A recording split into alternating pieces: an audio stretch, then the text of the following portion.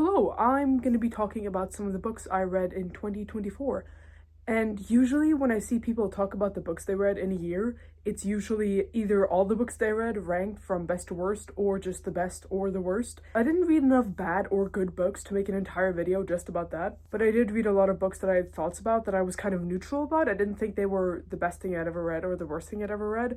I just wanted to talk about them, so that's what I'm going to be doing. This is also the first YouTube video I'm ever making, so let's see how this goes. Anyway, the first one I'm going to talk about is Moby Dick. Now, this book, I started reading it in June or July, and I finished it in late December, which is about 6 months, I think. It took me a very long time to get through this book, but I think that was because I read the first maybe 300 pages in about a week. But then I just started, I think I put it down for like 3 months. And then I started picking it up and reading maybe one chapter, which in this book, there are some chapters that are just a page and then they end. So I started picking it up and just reading maybe maximum 30 pages at a time. And then at the end of the year, I kind of powered through like the last 100 pages maybe, because I just wanted to finish it before the year ended. But I thought this was good. I'd heard a lot about it before I started reading it, and I think most people know the main plot of it, but if you don't know, it's about this guy called Ahab who's obsessed with I think it's a sperm whale and they call the whale Moby Dick. It's written from the perspective of a guy called Ishmael who's on the same boat as Ahab, and the entire book starts out with Ishmael, the narrator, talking about how he loves the sea and how he wants to be with the sea and has a longing to be on a boat on the sea. And then Ishmael finds this other guy who's a really skilled whale hunter, and they both go on the boat with Ahab on his quest to find and kill Moby Dick. And there's also a lot of other stuff happening in between Ahab searching for this whale. Like, there's a lot of chapters where it's just about these people, what they're doing on the boat, and then meeting other boats and interacting with other people on sea. And there's entire chapters and passages, quite a lot of them in the book, either describing, it's usually sperm whales, or comparing sperm whales to other types of whales. So basically just information about whales. They could find in a nonfiction book. I had mixed feelings about this, and I ended up feeling sort of neutral about it, because some of it is quite hard to get through, especially if you aren't, like, obsessed with whales. As you can see, I've tabbed a little bit of it. So now, I do think it was worth reading, because now whenever I want to look at the actual, like, parts I really enjoyed about this book, I can just go back and look at it. I would also really recommend tabbing this book or just dog-earing the pages that you really like, because at the end of the book, I think the version I have is about 600 pages, but on Goodreads it said I think most versions are about 700-ish pages. So when you actually finish it, you don't have to read it again to know which parts you liked, so you can just go back and make reference. If you want to make a reference to it or anything, you can just go back to the tab pages and you don't have to look it up again. This book has some very beautiful writing. I'm glad I read it, and some parts were less exciting to read, but I still think it's worth it to read it. And also, Herman Melville was paid by the word, and you can kind of tell when you're reading the book, which isn't very good, but I think overall it's a good read, and I enjoyed it. And the next book I'm going to be talking about is Books v. Cigarettes by George Orwell. And now, I really didn't know what to expect going into this book, because I read 1984 in, I think, 2022, and I really didn't enjoy it very much, which after I read The Handmaid's Tale this year, and I didn't really enjoy that very much either. I think it was okay, but I also just think dystopian fiction may not be my thing. I have read dystopians before that weren't classics, and I just don't really enjoy it, so maybe I'm in the wrong here. But I did like the writing in 1984. I just think there were some other aspects of the book I didn't really like. I really, really enjoyed this book, and I think it's a collection of different essays. The first one is called Books v. Cigarettes, but then there's also some other ones. And two of the ones that really stuck with me are one where it starts with him describing a book reviewer, and he kind of paints this depressing picture of a guy who reviews books, and he needs to read all these books, but obviously he can't read like hundreds of books in a month, so he needs to just skim through them and write whatever he can about them. And then it kind of turns into this more essay style writing instead of just describing this guy. And that was really interesting to read. And another essay that he writes in this book is about I don't know if he ever says it directly, but it basically describes an inferiority complex and the ways that can negatively affect both yourself and others around you, and how he kind of dealt with being bullied as a child and growing up in a very, very strict school in England in the 1920s, I think, or early 1900s. I'm not sure.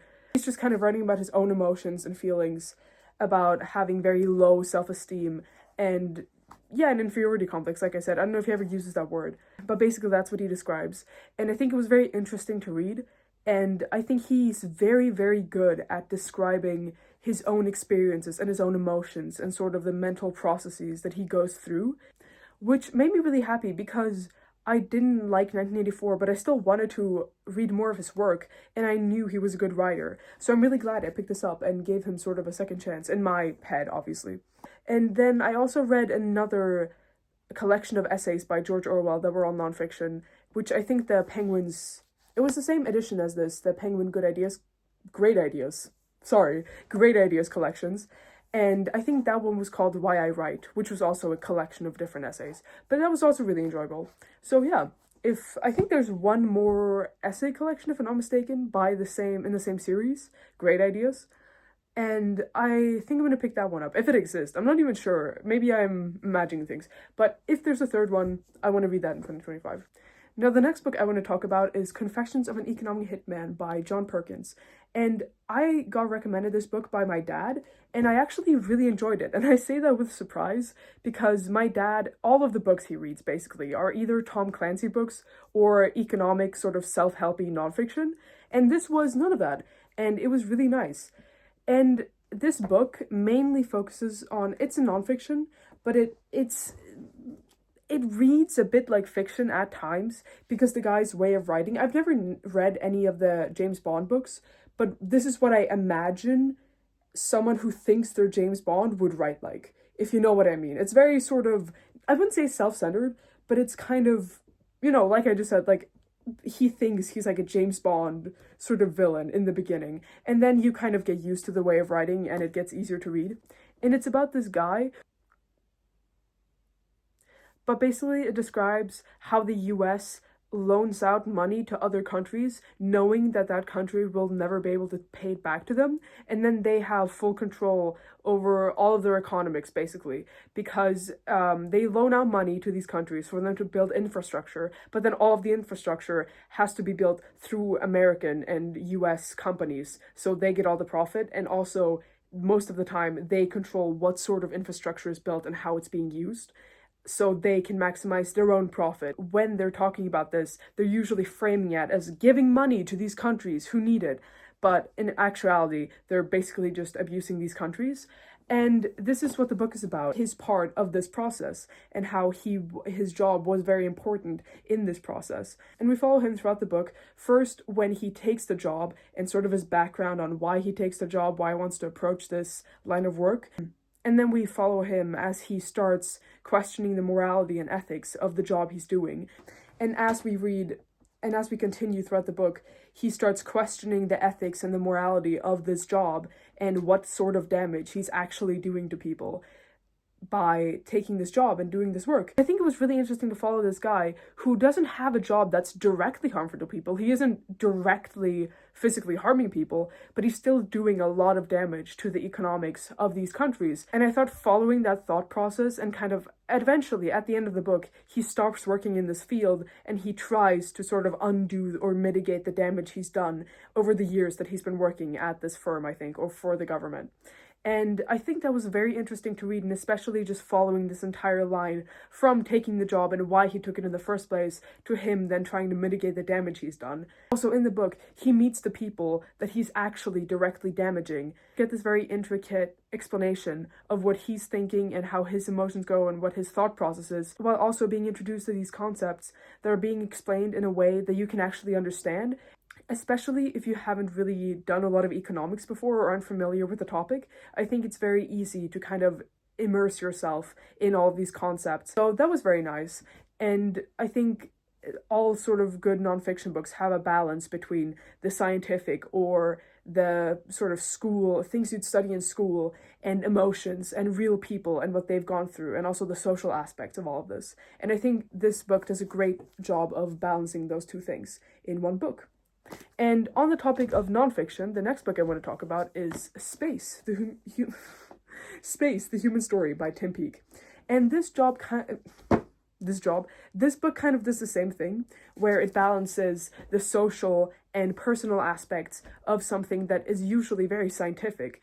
And basically, this book is about from the beginnings of astronauts to modern day, what astronauts are doing now. I think what's very interesting about this is a huge part in the sort of transformation of space technology and astronautism, becoming astronauts, like being an astronaut, becoming a job, is the space race and the Cold War.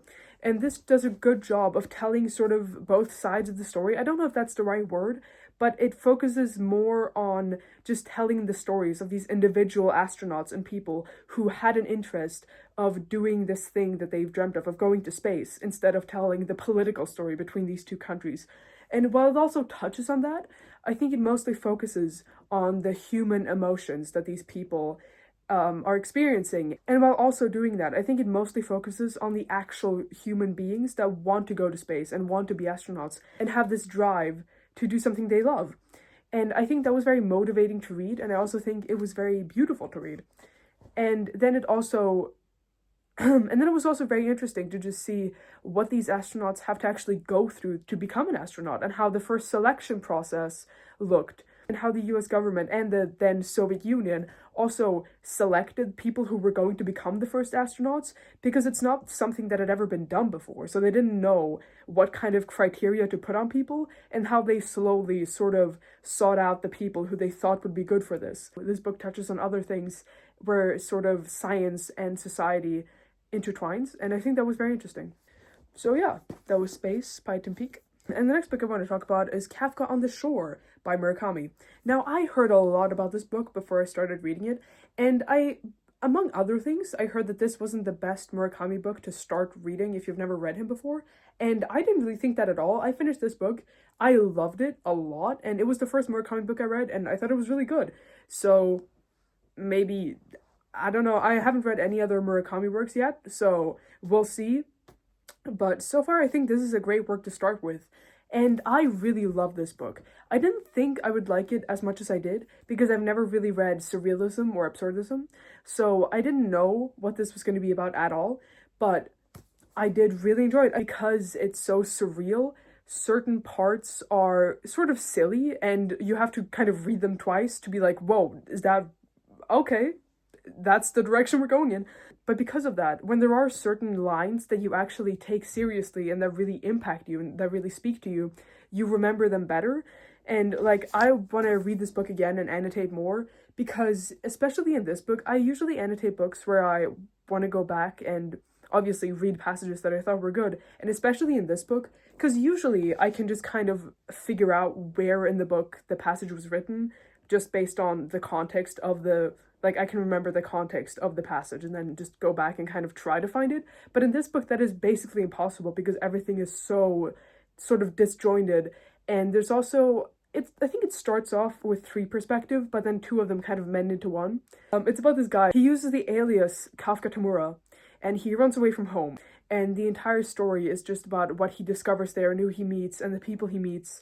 And then, you know, I don't want to spoil anything, but that's the gist of the story. And then there's a lot of interesting characters, a lot of interesting things that happen, and a lot of beautiful writing within it. And I think especially because it's so disjointed and surreal, it makes you appreciate the when there's a serious moment that really impacts you, it makes and I think because of all the surrealism in it, when there's, like I said earlier, when there's an actual serious moment that you really appreciate, you sort of like but I think because it's so surreal, when there is an actual but I think partially because it's so surreal, when there is an actual serious moment that you really feel has an impact on you, you sort of appreciate it more, because it sticks out more. I really enjoyed it. I'm definitely going to be reading more Murakami and rereading this. I think those were all the books I wanted to speak about today. So yeah, I hope you enjoyed this. It was really fun sitting down and speaking about these books. And I don't know if I'm going to actually upload this video because I'm scared, but who knows? Tell me in the comments what you thought about these books if you want to. And yeah, hope you have a great day and read good books in this year of 2025.